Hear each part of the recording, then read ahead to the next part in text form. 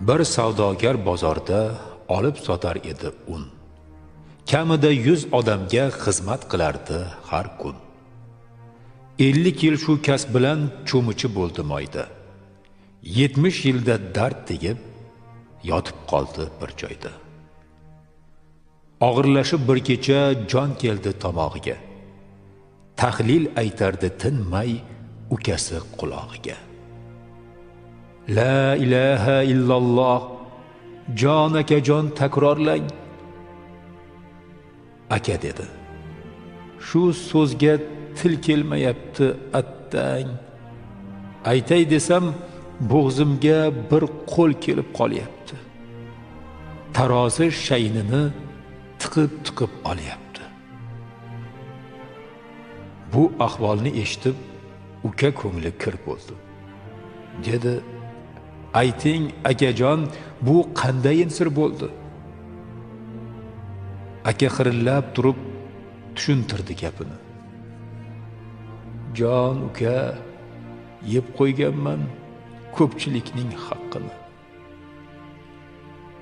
Men savdoni ikki xil tarozida qilardim. Tarozilar sirini faqat o'zim bilardim. Bir tarozi ne tortsa to'g'ri tortardi doim.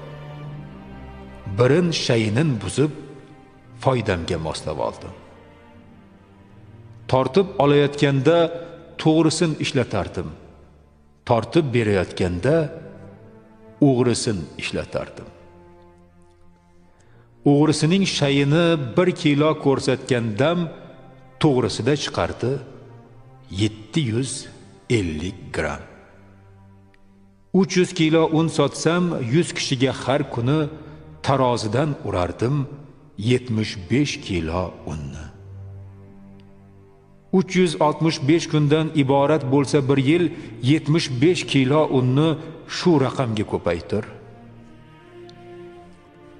Bilar edim savdoda oltin qoida to'g'rilik. Nafs deb bo'ynimga tushdi 30,000 qop o'g'rilik. 30,000 emas, milliard qop qilganimda ham uni do'zaxda bir barmog'im kuyganiga arzirmi?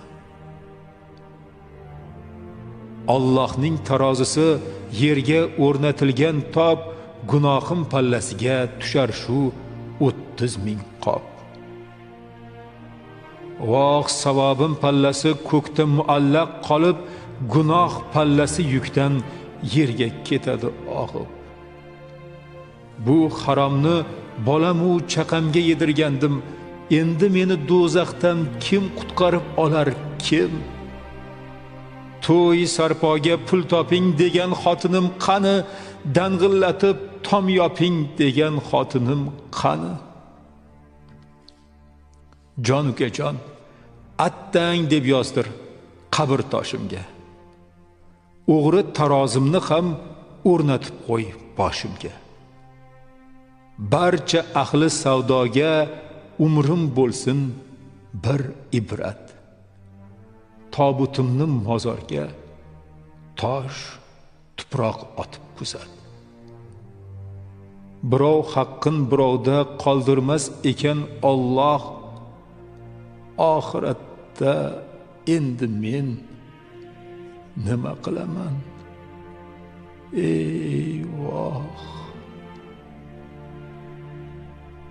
Kalima keltira olmay o'ldi savdogar nochor.